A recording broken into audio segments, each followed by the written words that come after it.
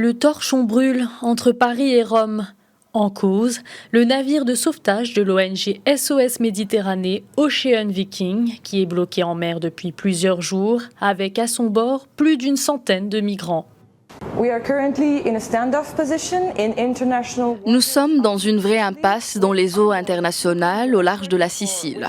Nous avons à bord 234 passagers, des hommes, des femmes et des enfants. Nous avons même un enfant de 3 ans et près de 40 mineurs non accompagnés. Ces survivants viennent principalement d'Érythrée, d'Égypte, de Syrie, du Bangladesh et du Pakistan.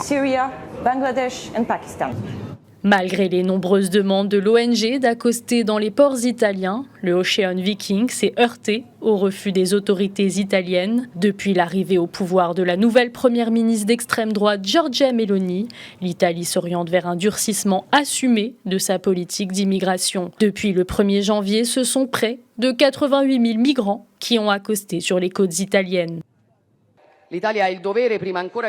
Par sa force et son histoire, l'Italie a le devoir et le droit de garder la tête haute sur la scène internationale.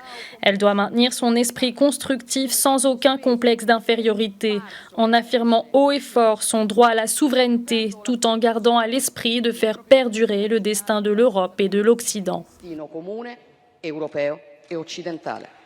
Face au refus italien d'accueillir les migrants de l'Ocean Viking, l'ONG s'est tournée vers un voisin européen, la France. Le gouvernement d'Emmanuel Macron n'a pas tardé à réagir et à dénoncer le comportement inacceptable de ses homologues italiens, un comportement contraire aux valeurs prônées par l'Union européenne. Les deux pays se rejettent la balle.